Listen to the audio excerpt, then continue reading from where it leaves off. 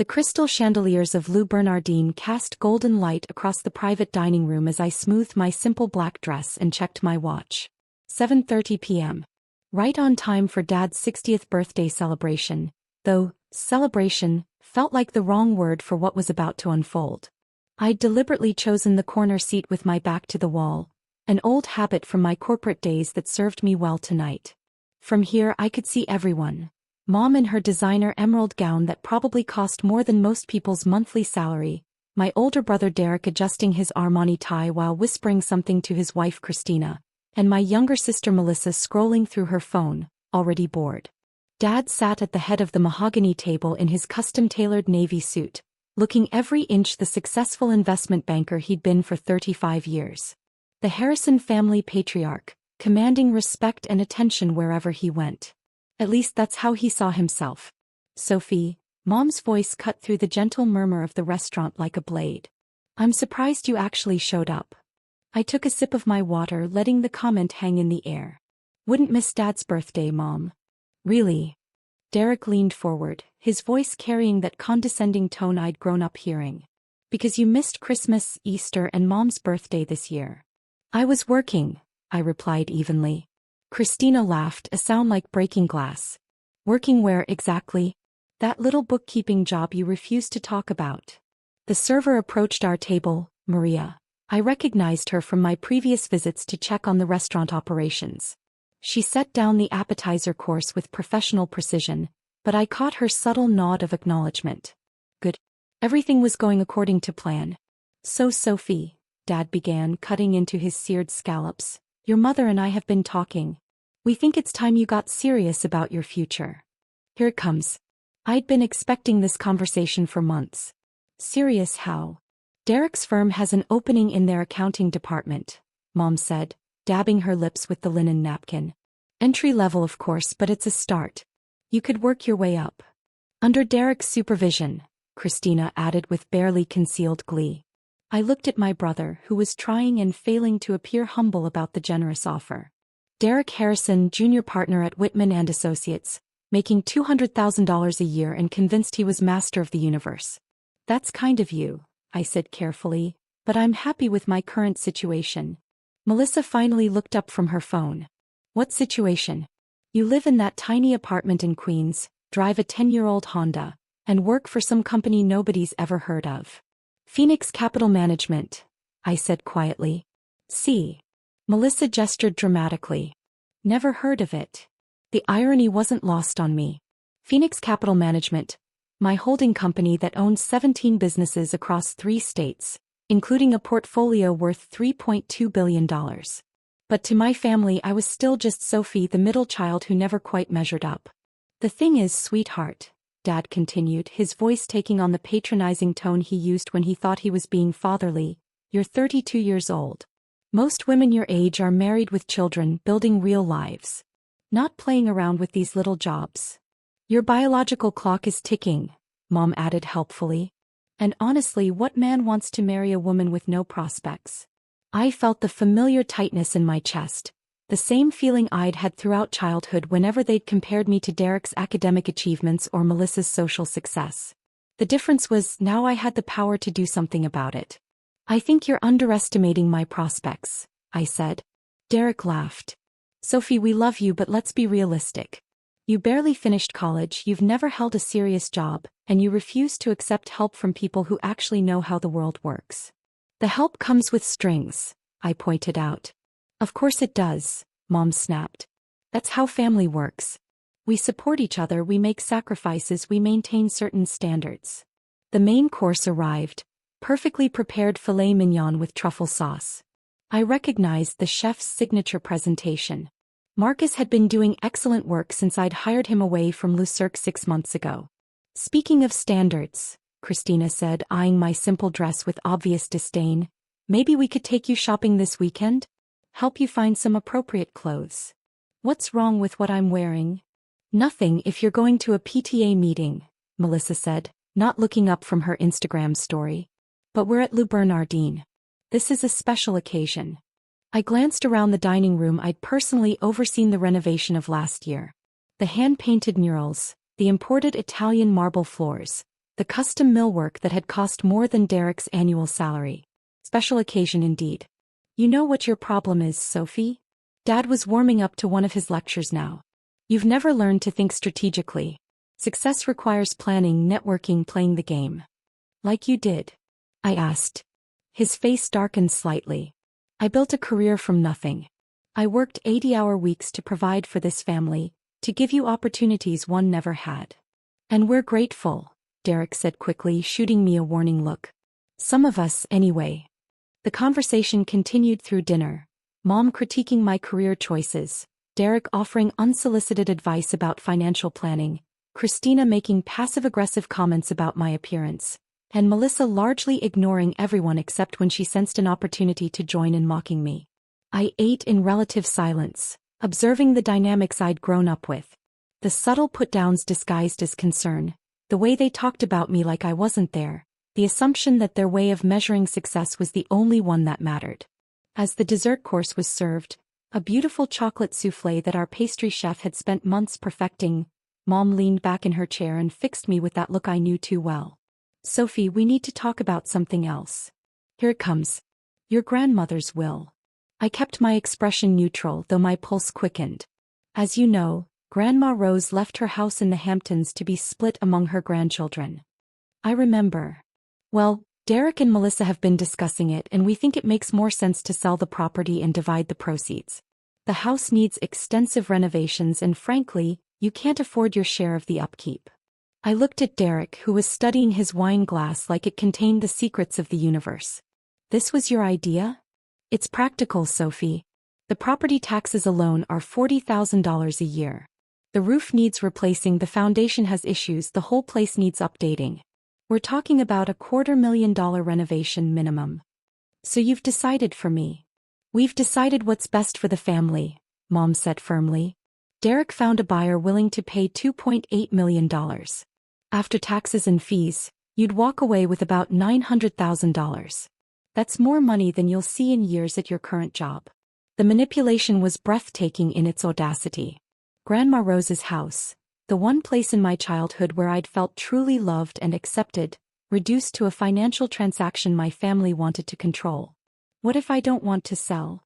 Christina laughed. Sophie, be serious. You can't afford to maintain a property like that. How do you know what I can afford? Because we know what you make, Derek said impatiently. Whatever that Phoenix company pays you can't be more than $60,000 or $70,000 a year, if that. I took a slow sip of wine, a 2015 Bordeaux that retailed for $400 a bottle, though my family didn't need to know I'd personally selected it from our cellar. You know what, you're right, I said quietly. I can't afford to maintain Grandma Rose's house on my current salary. Smiles broke out around the table. Finally, little Sophie was being reasonable. So we can move forward with the sale? Mom asked. Oh, you can move forward with whatever you want regarding your portions. But you'll need to find a different buyer. Derek frowned. What do you mean? I mean, I already bought the house. Last month. Paid full market value, $2.8 million, as you mentioned. Derek and Melissa's portions have already been deposited in their accounts. The silence that followed was deafening. That's impossible, Christina said flatly. I pulled out my phone and opened my banking app, turning the screen toward them. Even Derek's eyes widened at the account balance. I also handled the renovations, I continued conversationally. New roof, foundation repair, full restoration of the original hardwood floors. The house is now worth approximately $4.2 million, according to the latest appraisal. Melissa's phone had stopped capturing her attention. How did you? Same way I bought the apartment building you live in, Melissa. The one where you've been 3 months behind on rent. My sister's face went pale. And Derek, I turned to my brother. I believe Whitman and Associates received a very generous settlement offer for that lawsuit they've been worried about. The one that could have bankrupted the firm. Derek was staring at me like I'd grown a second head. That settlement came from Phoenix Capital Management's legal fund. We occasionally help out struggling businesses with good potential. This is ridiculous, Mom said, though her voice lacked its usual authority. Even if you're telling the truth, which I doubt, where would you get that kind of money? I smiled and signaled to Maria, who appeared instantly at my side. Could you please ask Mr. Chin to join us? Of course, Ms. Harrison. Who's Mr. Chin? Dad asked. The general manager. I thought you might like to meet him, since you seem so interested in how businesses operate. A moment later, James Chin approached our table, impeccably dressed in a tailored suit, the picture of professional competence. Good evening, Ms. Harrison. I hope you're enjoying your dinner. Everything has been perfect as always. James, I'd like you to meet my family. This is my father's 60th birthday celebration. How wonderful. Happy birthday, Mr. Harrison. Ms. Harrison, should I arrange for the birthday cake now? In just a moment. First, my family was curious about Phoenix Capital Management. Could you explain our relationship with the restaurant? James smiled politely. Of course. Phoenix Capital Management is our parent company. They purchased Le Bernardine 18 months ago as part of their hospitality portfolio expansion. The wine glass slipped from Christina's hand, shattering against her plate. And Miss Harrison's role? Dad asked weakly. Ms. Harrison is the founder and CEO of Phoenix Capital Management. She personally oversaw our renovation and menu development. We're actually one of 7 restaurants in the PCM Hospitality Group now. I watched my family process this information. Melissa's mouth was hanging open. Derek had gone completely still. Christina was staring at the broken glass like it might reassemble itself. Mom looked like she'd been slapped. Thank you, James. We'll take the cake now. Right away, Ms. Harrison. As he walked away, the silence stretched uncomfortably. Finally, Dad cleared his throat. Sophie, I don't understand. If you own this restaurant, if you have this company, why didn't you tell us? When would I have told you, Dad? When you were explaining how I needed to think strategically. When Derek was offering me an entry-level position at his firm. When Mom was criticizing my clothes and my apartment and my life choices. But we're family, Melissa whispered. Are we? I asked. Because 20 minutes ago, Mom announced that I wasn't family anymore. I could see Mom's face reddening, but for once she seemed lost for words. Look, Derek said, clearly struggling to regain his composure, maybe we misjudged the situation. But you have to understand how this looks from our perspective. You never said anything about having money. Would it have changed how you treated me? The question hung in the air like smoke. Of course not, Christina said quickly. Too quickly. Really? So all those comments about my clothes, my car, my apartment, those were just friendly observations. We were trying to help you, Mom said, but her voice lacked conviction. By making me feel worthless? That's not what we were doing. Then what were you doing when you compared me to Derek's achievements every chance you got? When you joked about me being the family disappointment? When you excluded me from family events because I might embarrass you? The birthday cake arrived, a spectacular creation with gold leaf and fresh berries. Under different circumstances, it would have been the highlight of the evening. Sophie, Dad said carefully, I think there may have been some misunderstandings. Misunderstandings? We never meant to make you feel unwelcome. We love you. I laughed, a sound with no humor in it. Do you? Because for the past 2 hours, you've criticized my job, my clothes, my life choices, my biological clock, and my financial prospects. You've offered to help me by getting me a job working for my brother, and you've unilaterally decided to sell our grandmother's house without consulting me. We thought we were being practical, Derek said weakly. You thought you were being superior. There's a difference. I stood up, placing my napkin on the table. Where are you going? Mom asked quickly. To check on something in the kitchen. Don't worry, I'll be back. I walked through the dining room, nodding to several regular customers who recognized me. In the kitchen, Marcus was putting the finishing touches on tomorrow's specials. How's the birthday dinner going? He asked with a knowing smile. About as expected. Are the papers ready? In your office. I made my way to the small office behind the kitchen that I used when I needed to work late at the restaurant. On the desk was a folder containing the documents I'd had my legal team prepare months ago, hoping I'd never need to use them. The Harrison Family Trust, an irrevocable trust I'd established with an initial funding of $50 million, designed to provide for my family's long-term financial security while protecting them from their own poor decision-making. Derek's gambling problem that he thought nobody knew about. Melissa's shopping addiction that had maxed out 6 credit cards. Christina's failed business ventures that Derek kept funding with borrowed money. and Mom and Dad's expensive lifestyle that was slowly eating away at their retirement savings. I'd been quietly managing their financial crises for 2 years, paying off debts, covering shortfalls and preventing disasters. Not because they'd asked for help, but because despite everything they were still my family. But tonight had been the final straw. I returned to the table with the folder, setting it down beside my untouched cake. "What's that?" Mom asked. "Your financial future," I said simply. Or rather, what it was going to be. I opened the folder, revealing the trust documents with their signatures already witnessed and notarized. I'd had them sign what they thought were birthday cards earlier. "This is a trust one established for the Harrison family. $50 million invested conservatively, designed to provide each of you with a comfortable income for life." Derek's eyes went wide. $50 million? The trust was going to pay Mom and Dad $200,000 a year for life, Derek and Christina $150,000 annually, and Melissa $100,000. More than enough to maintain your current lifestyle without the financial stress I know you've all been dealing with. I could see the greed flickering in their eyes, the sudden recalculation of how they should treat me. "Was going to?" Dad asked carefully. "The trust agreement includes a dignity clause. If any family member publicly humiliates or disowns another family member, their interest in the trust is forfeited." I looked directly at Mom. "When you announced that I was no longer family, you triggered the clause." "But surely we can work something out," Christina said quickly. "This is all just a misunderstanding." "Is it? Because I have the whole dinner recorded." I tapped my phone. "Would you like to hear Mom announcing that I'm not family anymore? Or Derek explaining how I need to get serious about my future? Or your comments about my clothes?" The color drained from Christina's face. "Sophie," Dad said, his voice taking on the pleading tone I'd never heard from him before, "we made mistakes tonight. We said things we didn't mean. But we're still family. Are we?" I stood up again. "Because here's what's going to happen. You're all going to sit here and finish your dinner.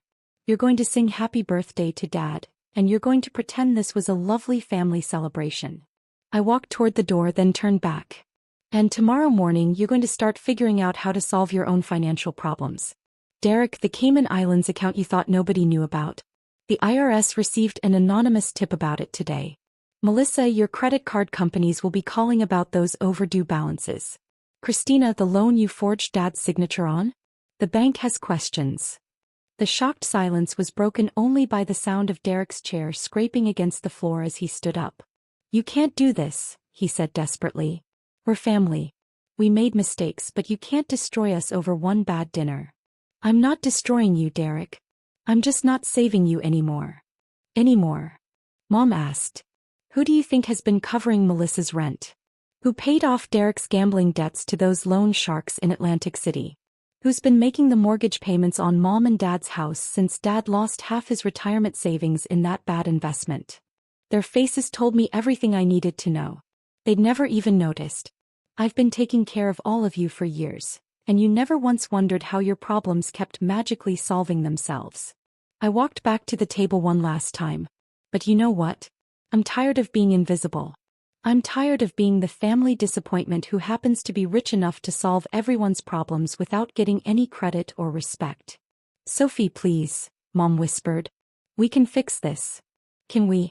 Because 20 minutes ago you told me I wasn't family anymore. Were you lying then, or are you lying now?" She couldn't answer.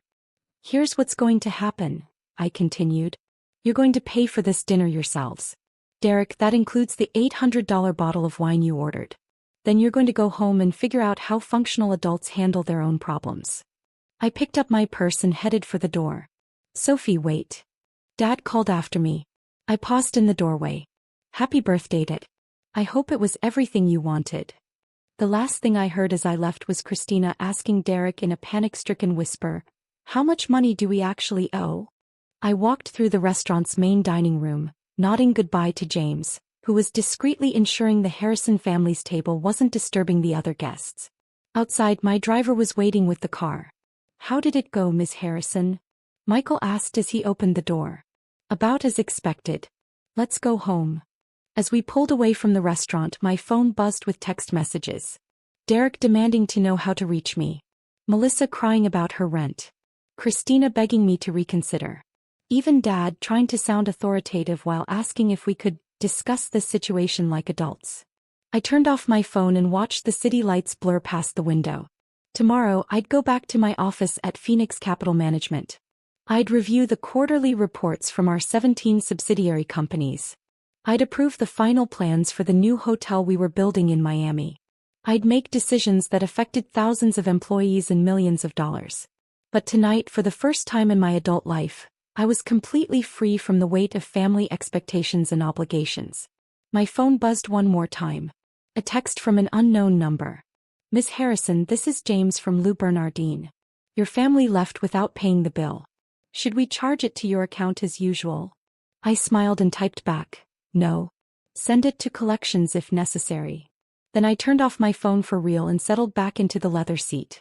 Outside, the city sparkled with possibility, and for the first time in years I felt truly at peace. The Harrison family would figure out how to survive without their safety net. They were resourceful people when they needed to be. And maybe, just maybe, they'd learn to appreciate what they'd lost. But that was their journey to make. Mine was just beginning. 3 months later, I received a handwritten letter from Dad. It was just 2 sentences. I understand now why you didn't tell us about your success. We didn't deserve to know. He signed it simply, love, your father who wants to earn your respect back. I kept the letter. It was the first time in my life he'd ever apologized for anything.